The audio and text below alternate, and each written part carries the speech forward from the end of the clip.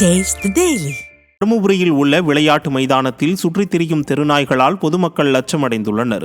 தருமபுரி மாவட்ட விளையாட்டு மைதானத்தில் 20க்கும் மேற்பட்ட தெருநாய்கள் நுழைந்து அங்கு தஞ்சமடைந்து வருகின்றன. மேலும் விளையாட்டு மைதானத்திற்கு வருகின்ற விளையாட்டு வீரர்கள், நடைபயிற்சி மேற்கொள்பவர்களை தெருநாய்கள் அச்சுறுத்தும் வகையில் இருந்து வருவதால் தெருநாய்களை பிடிக்க வேண்டும் என்று நகராட்சி நிர்வாகத்திடம் பொதுமக்கள் கோரிக்கை விடுத்துள்ளனர். கன்னியாகுமரி மாவட்டம் குளச்சலில் காவல் நிலைய ஆய்வாளரின் வாகனம் மோதியதில் பள்ளி மாணவர் ஒருவருக்கு கால் முறிவு ஏற்பட்டது.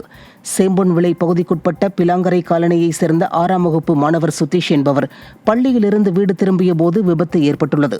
இதுகுறித்து வழக்கு பதியப்பட்ட நிலையில் வழக்கை வாபஸ் வாங்க காவல் ஆய்வாளர் 30,000 ரூபாய் பேரம் பேசுவதாக குமரி மாவட்ட காவல் கண்காணிப்பாளரிடம் மாணவரின் தந்தை ராஜசுதன் புகார் அளித்துள்ளார். மேலும் நிர்வாகத்திறனற்ற ஸ்டாலின் அரசின் ஏவல் துறையினரின் அஜாக்கிரதையால் மாணவரின் எதிர்கால கனவு சிதைந்து போனதாகவும் அதற்கு காரணமான போலீசார் மீது நடவடிக்கை எடுக்க வேண்டும் என்றும் கோரிக்கை எழுந்துள்ளது. கடலூர் மாவட்டம் பண்ருட்டி அருகே ஆசிரியரின் இடமாற்றத்தால் மாணவர்களின் கல்வி பாதிக்கப்படும் என குற்றம் சாட்டி அரசு பள்ளியை பெற்றோர்கள் முற்றுகையிட்டனர். காடம்புலியூர் சமத்துவபுரம் பகுதியில் அரசு மாடல் பள்ளி இயங்கி வருகிறது.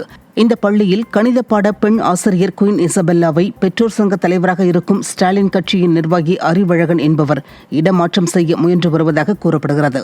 இதைத் தொடர்ந்து கணித ஆசிரியரை பி. ஆதனூர் பகுதிக்கு இடமாற்றம் செய்வதால் மாணவர்களின் மதிப்பெண் குறையும் என்றும் பொதுத் தேர்வு வரை ஆசிரியரை இடமாற்றம் செய்ய வேண்டாம் என்றும் மாணவர்களின் பெற்றோர்கள் தலைமை ஆசிரியரை சந்தித்து மனு அளித்து பள்ளியை முற்றுகையிட்டனர். எங்க பசங்க 10வது, 7வது, 8வது, 10வது இது 3க்கும் கணக்கு டீச்சரா இருக்கிறவங்க குயின் இசம்பலான்னு ஒரு டீச்சர் இருக்காங்க. அவங்கள இப்ப பணியிட மாற்றம் செஞ்சிருக்கிறாங்க. அது என்ன நிர்வாக காரணமா என்ன செஞ்சிருக்காங்கன்னு எங்களுக்கு அதுக்குள்ள போக தெரியல. எங்களுக்கும் தெரியாது. ஆனா என்ன கேட்கறோம்னா, இந்த பாதி ஆண்டுக்கு முடிஞ்சு பாதி ஆண்டு நடுவில் ஒரு கணக்கு டீச்சரை மாத்தினா 10வது பசங்களுடைய மதிப்பெண் குறைபாடு ஏற்படும். அதனால 10ஆம் வகுப்பு இந்த ஆண்டு தேர்வு முடிகிற வரைக்குமா அது குறைந்தபட்சம் ஒரு 6 மாதம் அவங்கள இந்த பணியிடத்தை மாத்தாம இங்கே வைக்கணும்னு சொல்லிட்டு ஹெட்மாஸ்டர் கிட்ட ஒரு கோரிக்கை மனு கொடுக்க வந்தோம். செங்கல்பட்டு மாவட்டம் அச்சரப்பாக்கம் ஊராட்சியில் நடைபெற்ற மருத்துவ முகாமிற்கு தூய்மை பணியாளர்கள் குப்பை வண்டியில் அழைத்துச் செல்லப்பட்ட சம்பவம் அதிர்ச்சியை ஏற்படுத்தியுள்ளது.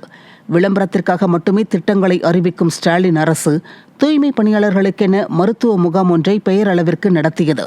இந்த மருத்துவ முகாமிற்கு மொரப்பாக்கம் ஊராட்சியில் உள்ள தூய்மை பணியாளர்கள் குப்பை வண்டியில் அழைத்துச் செல்லப்பட்டுள்ளனர்.